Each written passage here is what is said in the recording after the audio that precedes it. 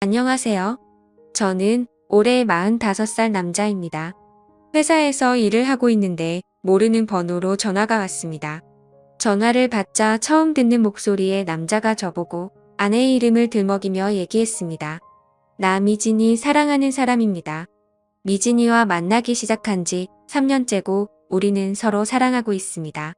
그런데 미진이가 마음이 약해서 차마 가정을 버리지 못하네요. 이 정도 만나면 남편 되는 사람이 알아서 눈치채고 물러날 줄 알았는데 어쩜 이리 모르고 사는 겁니까? 눈치가 없는 겁니까? 자기 아내한테 관심이 없는 겁니까? 어떻게 자기 아내가 매주 다른 남자를 만나고 오는데 3년이 돼도 모르고 있어요? 저는 일하다 말고 이게 뭔가 싶었습니다. 아내한테 애인이 있다니요? 그것도 3년이나 만난 애인이 있다니 아무리 생각해도 너무 말도 안 되는 소리다 했지요. 진짜 애인이라고 쳐도 상간남이 전화가 와서 내가 네 아내 애인이라고 얘기하는 게 이게 상식적으로 말이 안 되는 소리 같아. 순간 이거 신종 사기 전화구나 했습니다.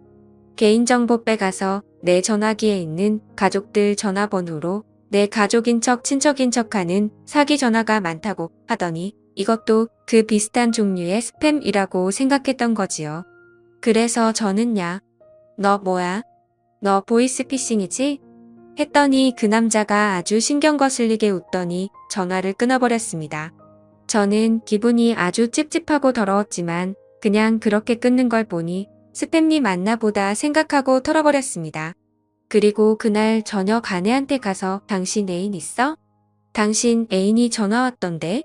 나 미진이 애인이라고 했더니 아내가 그게 무슨 말이야? 무슨 말도 안 되는 소리야 했습니다. 그래서 제가 당신이 그렇게 얘기할 줄 알았어. 나도 똑같이 얘기했어. 무슨 말도 안 되는 소리냐고 내가 보이스피싱이지 하니까 웃으면서 전화를 끊어버리대. 요즘 스팸 무서워 내 개인정보는 대체 어디서 빼가서 사기를 치는 거야. 정신 바짝 차리고 살아야 돼 했더니 그러니까 모르는 전화 받지 마. 요즘은 전화만 잘 못 받아도 개인정보 다 빼간다잖아. 암튼 빨리 끊어 다행이지 뭐야 하더군요. 그래서 저는 참 별일 다 했다. 앞으로는 모르는 번호 아예 안 받아야겠다 했지요.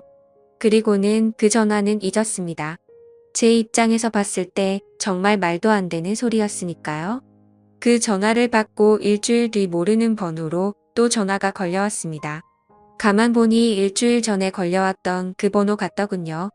그래서 저는 보이스피싱이라 생각하고 전화 끊어버렸고 며칠 후 또 전화가 걸려오기에 이거 진짜 끈질긴 놈이네 하고 또 전화를 끊어버렸지요. 저는 혹시나 실수로 이 전화를 받게 될까봐 보이스피싱이라고 번호도 입력해 놓았습니다. 그런데 그 보이스피싱이 장난이 아닌 겁니다. 똑같은 번호 비슷한 시간대에 하루에 한 통씩 전화가 걸려오는 겁니다. 요즘 보이스피싱은 원래 이런 식으로 하는 건가, 원래 이렇게 끈질긴가 싶었지요. 그런데 아무리 생각해도 보이스피싱 치고는 한 사람한테 너무 공을 들인다는 생각이 들었습니다. 그것도 이미 보이스피싱인 것을 눈치챈 사람한테 이렇게까지 하는 건 좀 이상하다 싶었지요. 끝도 없이 전화가 오는 것도 이상하고 비슷한 시간대에 전화가 오는 것도 이상하고 진짜 뭔가 있나라는 생각이 들더군요. 그 사람 전화가 보이스피싱이 아니라면 아내한테 진짜 애인이 있다면 그 사람이 진짜 아내 애인이라면 믿을 수도 없고 믿고 싶지도 않았지만 불가능한 일은 아닌 것 같았습니다. 그 후로 저는 아내를 유심히 살펴봤습니다. 그런데 아내는 평소와 같았습니다. 아침이 되면 다 같이 아침을 먹고 아이는 학교로 저와 아내는 일터로 나갔습니다. 아내는 아이를 낳고 나서 경력 단절로 일자리를 구하기 힘들어 옷가게에서 일을 했는데 아이도 챙기고 저녁도 해야 한다며 낮에 몇 시간만 일을 한다고 하더라고요. 그래서 돈은 별로 많지 않지만 돈을 많이 버는 것보다 가족들 챙기는 게 더 중요한 것 같다며 아이가 어린이집에 다니기 시작할 때부터 5년째 그 일을 하고 있습니다. 아내의 하루는 늘 일정했고 제가 퇴근하기 전에는 꼭 집으로 들어와 저녁을 준비했고 저녁 먹고 나면 아이 공부를 봐주고 설거지를 하고 아이가 잠들고 나면 저와 함께 시간을 보냈습니다. 평일에는 오늘 하루 종일 서 있어서 피곤하다며 그냥 잠들 때가 많지만 주말에는 꼭 저와 달콤한 시간을 가졌습니다. 아내는 바람이 날 이유도 없었고 전혀 바람 피우는 사람 같지도 않았습니다. 아내가 다른 남자와 바람이 났다고 하기에는 우리 집은 너무나 평온했습니다. 그런데 계속 걸려오는 전화에 기분이 찝찝한 건 어쩔 수 없었습니다. 그러다 며칠 잠잠한가 했는데 보이스피싱이라고 입력된 번호로 전화가 또 걸려왔습니다. 저는 전화를 받을까 말까 하다가 이게 뭔지 진짜 보이스피싱이 맞는지 확인은 한번 해봐야겠다 싶었습니다. 그래서 전화를 받았지요. 처음에 받았을 때는 별 생각 없이 받아서 몰랐는데 다시 받아보니 이 사람이 한 전화는 공중전화 같았습니다. 내가 전화를 받으니 통화하기 진짜 힘든 사람이구만. 이제야 전화 받아요? 지금까지 정말 내가 헛소리했다고 생각한 모양이네. 그런데 오늘은 전화 왜 받았어요? 가만 보니 아내가 바람피는 것 같죠. 하더군요. 당신 뭐야? 뭐 하는 사람이야? 했더니 나 당신 아내, 애인 당신보다 더 당신 아내를 사랑하는 사람입니다. 하더군요. 이거 미친 사람 아니야? 야, 너 뭐야? 너 왜 자꾸 이따위 전화하고 그래? 이유가 뭐야? 너 이거 내 번호도 아니지? 더 이거 공중전화에서 전화하는 거잖아. 이거 완전 사이코패스 아니야? 지금 뭐 하자는 수작이야? 저도 모르게 소리를 쳤습니다. 왜 나한테 화를 내요? 화를 내려면 당신 아내한테 화를 내야지. 나는 당신 아내가 다른 남자와 바람이 났다는 거 얘기해주는데 고마워해야 하는 거 아닌가? 그렇게 속고 살면 완전 호구지. 정말 모르는 거예요? 그냥 적당히 눈 감아주고 모른 척 하는 거예요? 했습니다. 이거 완전 또라이 아니야? 너 지금 나 협박하는 거야? 내 말이 사실이면 공중전화로 하지 말고 나하고 만나. 아내하고 3자 대면에서 사실인지 협박인지 확인해보자고. 만나면 3자 대면에서 사실이면 그때는 당신 아내하고 헤어질 건가? 그게 약속하면 내가 앞에 나타나지. 순간 뭐라고 할 말이 없었습니다. 만약 3자 대면에서 저 사람 말이 사실이라면, 진짜 내 아내가 제 남자 애인이라면 갑자기 아내와 헤어진다는 것은 상상도 할 수 없는 일이었습니다. 그래서 제가 말했습니다. 나는 내 아내를 믿고 당신 말이 사실이라고 생각하지 않아. 하지만 이렇게 전화해서 얘기를 하는 데는 그만한 이유가 있을 것 같은데 나 생각할 시간이 필요해. 내일 다시 전화를 주면 내가 3자 대면을 할지 말지 결정할 테니까 내일 다시 얘기했지요. 저는 이름도 얼굴도 전화번호도 모르는 그 남자 때문에 머리가 터질 것 같았습니다.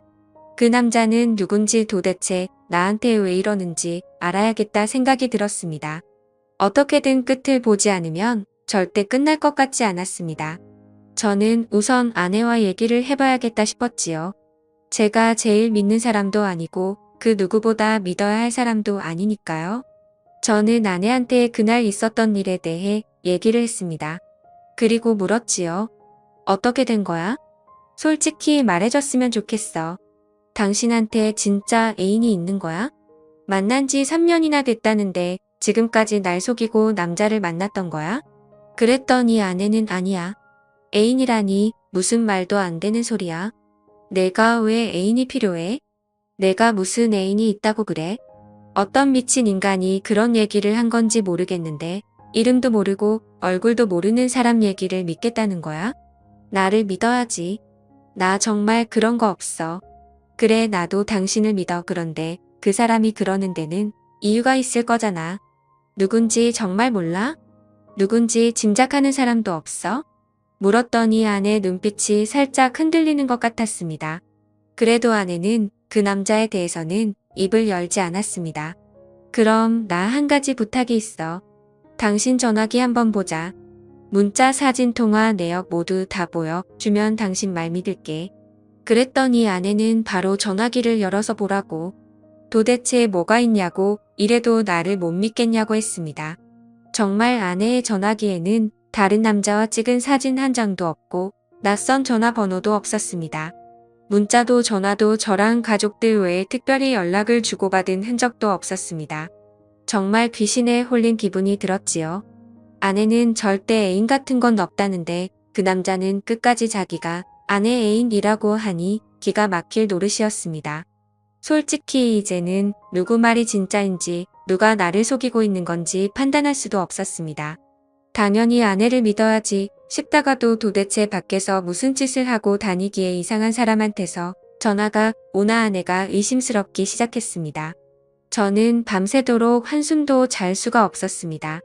우선 그 사람을 만나지 않는 이상 답은 나올 것 같지 않았습니다. 그렇다고 그 남자가 내거는 조건을 무조건 받아들이고 아내와 선자대면을 할 수도 없었습니다. 어떻게 할까 수도 없이 생각하고 또 생각했죠. 저는 그 남자가 비슷한 시간에 전화하는 공중전화 위치를 확인해 보기로 했습니다. 저는 114 홈페이지로 들어가서 그 남자의 공중전화번호를 찍었습니다. 도로명 주소와 함께 지도에 정확한 위치가 표시되었습니다. 그곳은 우리 집에서 40분 정도 떨어진 곳이었습니다. 그 남자가 내일 다시 전화하기로 했으니 분명 내일 비슷한 시각에 그 남자는 저에게 전화를 할 것이고 저는 현장으로 가서 그 남자를 붙잡고 이판사판 어떻게든 결론을 내기로 했습니다. 늘 전화가 오는 시각은 12시에서 1시 사이. 저는 회사로 출근했다가 조퇴를 하고 그 남자가 전화하는 공중전화로 갔습니다. 저는 근처 커피숍에 앉아서 그 남자가 전화하길 기다렸습니다. 정확히 남자는 12시 58분에 전화를 했습니다. 전화가 울리자 바로 전화를 받고 공중전화로 발걸음을 옮겼습니다. 역시나 허름한 공중전화 안에 웬 남자 한 명이 전화를 걸고 있었습니다.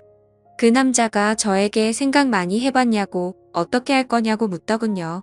그래서 나는 내 아내를 조금도 의심하지 않고 내 아내는 절대 그럴 사람이 아니다. 그러니 미친 짓 한 번만 더 하면 경찰에 신고해서 가만두지 않을 거라고 했지요. 그랬더니 그 남자는 또다시 너무나 기분 나쁜 소리로 웃으면서 어떻게 그런 여자를 믿지? 다시 생각해봐. 그 여자 장난 아니야. 내 말 믿고 싶지 않은 모양인데 너는 미진이를 몰라? 내가 미진이를 정말 잘 알아. 우리 정말 그렇고 그런 사이야 했습니다. 저는 당장 달려가 멱살을 거머쥐고 죽도록 해주고 싶었지만 억지로 끓어오르는 화를 눌렀습니다. 그 남자의 집이든 직장이든 뭐든 알아내야 했으니까요. 그 남자는 저에게 남편을 속이고 다른 남자와 놀아나는 그런 여자를 어떻게 믿으려고 그러냐며 다시 잘 생각해보라는 말을 남기고 전화를 끊었습니다. 그 남자는 전화를 끊고 발걸음을 돌렸습니다. 저는 그 남자의 뒤를 멀찌감치 밟았고 그 남자가 들어가는 곳은 무인 모텔이었습니다. 아무도 없이 혼자 들어갔습니다. 저는 일단 기다려보기로 했지요. 그리고 잠시 후 한 여자가 모텔로 들어섰는데 저는 얼굴을 보고 숨이 탁 막혔습니다. 그 남자가 들어가고 난 후 얼굴을 나타낸 그 여자는 제 아내였습니다. 저는 이 상황을 믿을 수 없었습니다. 이렇게 되면 그 남자의 말이 모두 사실인 셈이었지요. 하지만 끝까지 아내는 아니라고 했고 자기 말을 믿어달라고 했고 저는 아내를 믿었습니다. 그런데 어떻게 이런 일이 있을 수 있는지 눈으로 보고도 믿을 수 없었습니다. 저는 무조건 아내 뒤를 따라갔습니다. 아내는 제가 있는지 없는지 전혀 눈치도 채지 못한 채 짧은 치마를 입고 높은 구두를 신고 걸어갔습니다. 그리고 아내는 방 번호를 확인하고 들어갔습니다. 아내가 방으로 들어서고 문이 닫히기 전에 저는 발로 문을 고정시키고 방문을 열어 젖혔습니다. 아내와 제 눈이 마주친 순간 죽은 사람이 살아 돌아오기라도 한 듯 아내는 소스라치게 놀라며 그 자리에 주저앉아 버렸습니다. 당신이 여기 어떻게? 아내는 차마 말을 잇지 못했고 그 남자는 올 것이 왔다는 듯 특히 당황하지 않았습니다. 저는 아내를 붙잡고 소리쳤습니다. 이게 어떻게 된 일이야?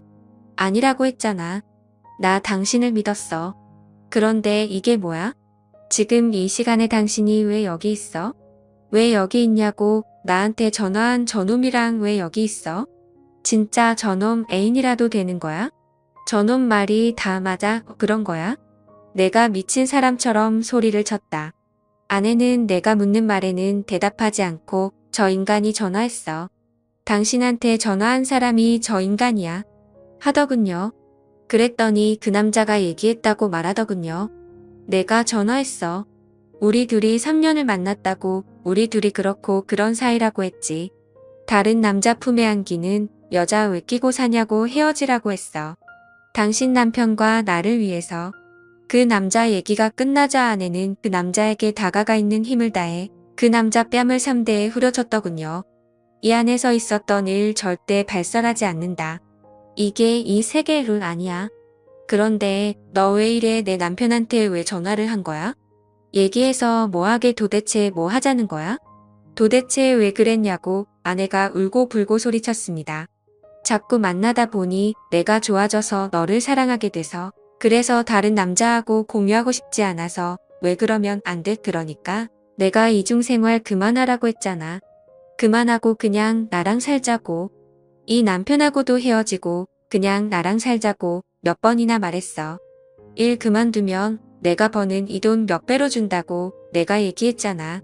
그 남자 말이 끝나기도 전에 아내는 그 남자 뺨을 한 대 더 올렸습니다. 나 아이가 있다고 몇 번을 말했어? 내가 비록 여기에 돈 벌러 나왔지만 가정은 깨고 싶지 않다고. 나는 내 남편도 사랑하고 내 아이도 사랑해. 그러니까 우리 사이는 여기까지라고 돈을 받고 만나는 사이 그 이상도 아니라고 했잖아. 그런데 왜 이래? 왜 이렇게까지 하는 건데? 내가 절대 안 된다고 했잖아. 그럼 나는 언제까지 너를 다른 남자들하고 공유해야 하는데? 왜 내 마음을 몰라주는 거야? 나 정말로 더 사랑해. 진짜 사랑한다고 둘이 대화하는 꼴을 보고 있자니 피가 거꾸로 솟는 것 같았습니다. 저는 모텔 안에 있는 TV 쓰레기통 탁자다 집어던져 버렸습니다. 아내는 그동안 돈을 받고 이딴 짓을 하고 있었던 겁니다. 저한테는 옷가게에서 일한다고 해놓고 아내는 이곳으로 출근을 했던 겁니다. 저 대단한 회사는 아니지만 중견 기업에 다니고 있고 한 달에 400만 원 정도 월급 받고 있습니다. 보너스 휴가비 교통비는 별도로 받고요. 저 지금까지 일하면서 한 푼도 안 쓰고 아내한테 그 월급 다 가져다 주고 저는 필요한 만큼 아내한테 돈 받아서 썼습니다. 필요한 돈이라고 해봐야 가끔 쓰는 술값 친구 친척들 경조사비 정도였지 저는 별다른 취미도 없어서 돈을 많이 쓰는 스타일도 아니었습니다. 딸 하나 키우고 우리 셋이 살면서 대단히 넉넉하지는 않아도 충분히 살 수 있는 돈이었습니다. 그래도 아내가 옷가게 나간다고 할 때는 잠깐 나가서 일한다니까 아무래도 조금이라도 보탬이 되면 생활이 훨씬 나아지니까 그러라고 했던 겁니다. 그런데 아내는 지난 5년간 저를 속이고 남자들을 만났으며 그것도 몇 명을 VIP로 정해놓고 마치 애인 만나는 것처럼 만나고 있었고 그중에 의사, 은행원, 언론인 등 여러 명이 있었는데 은행에 다니는 이 남자는 40이 되도록 결혼하지 않고 있다가 아내를 만난 후 아내에게 목을 메었던 겁니다. 저는 아내에게 물었습니다. 왜 이랬냐고요. 이렇게 돈 벌지 않아도 먹고 사는 듯 부족하지 않은데 왜 이렇게까지 돈을 번 거냐고요. 그랬더니 아내는 처음에는 전화통화만 하는 일인 줄 알고 시작했다고 했습니다. 그런데 전화방을 하다 보니 자연스레 만나게 되고 만나다 보니 단골이 생기고 돈이 생기더랍니다. 하루에 적어도 30만 원 많이 벌 때는 100만 원씩 벌다 보니 도저히 이 일을 그만둘 수 없었다고 하더군요. 그래서 제가 그랬지요. 당신은 지금 내 앞에서 돈 핑계를 대고 있지만 진짜 이유는 돈이 아닌 것 같아. 이 일이 참 적성에 맞아 보여 내가 몰랐네. 10년을 넘게 살면서 당신 적성에 맞는 일이 이런 일인 줄 꿈에도 몰랐어. 적성에 맞는 일 찾았으니 일 열심히 해야지. 앞으로 열심히 이곳에 드나들면서 열심히 돈 벌어봐. 조금이라도 젊었을 때는 이렇게 돈 벌고 나이가 들면 또 다른 장소를 찾아 헤매면서 돈을 벌게 되겠지. 나는 여기까지고 내 딸하고 당신도 여기까지야. 그 더러운 짓으로 내 아이를 만들고 우리 가족을 위한답시고 음식을 만들지 마. 토할 것 같아. 그리고 당신이 연락하는 단골들 이름과 연락처 내놔. 안 그러면 당신 죽을 때까지 내 딸 얼굴 못 볼 줄 알아. 그렇게 아내는 저에게 세컨폰을 건넸고 아이에게는 죽을 때까지 비밀로 해달라고 했습니다. 그래도 딸 앞에 부끄러운 줄은 아는 모양이었습니다. 세컨폰을 보니 안내의 바깥 행적이 그대로 다 나타나 있었습니다. 다른 전화기로 연락을 하고 있었으니 아내의 전화기는 깨끗할 수밖에 없었던 겁니다. 저는 저에게 연락한 그놈을 상대로는 전화통화 내역과 연결책을 잡아 소송을 걸었고 다른 사람들도 전화 연락 문자 주고 받은 증거들을 모아서 소송을 걸었습니다. 그리고 그 사람들 주소를 알아내 한 명 한 명 집으로 찾아가 당신들 남편이 대낮에 뭐라고 다니는지 다 알려주었습니다. 고상한 척 좋은 아빠 좋은 남편인 척하면서 당신들 남편 어떻게 살고 있는지 한번 보라고요. 낮에 열심히 회사에서 일하는 척하면서 돈을 뿌리고 다니는 사람들이다. 그런데 당신들은 남편이 뭐하고 다니는지 꿈에도 생각지 못했을 거다. 대낮에 모텔 드나드는 당신네 남편들 잘 살피고 관리 잘하시라고 얘기하고 나왔습니다. 그 이후 아내는 미안하다부터 시작해서 절대 앞으로 그러지 않겠다는 말까지 수도 없이 용서를 빌었지만 저는 도저히 아내를 받아들일 수 없어서 아내와 결국 헤어졌습니다. 아내는 돈 버는 게 무슨 죄냐고 악을 썼지만 저는 그렇게 돈 버는 것은 죄라고 특히 가족들에게는 용서받지 못할 죄라고 얘기해주고 그 후로 연락을 끊었습니다. 그 일이 있은 지 1년이 넘었지만 저는 그 충격이 너무나 커서 지금도 자다가 벌떡 일어나지만 나와 딸을 위해서 최대한 잊으려고 노력하고 있습니다.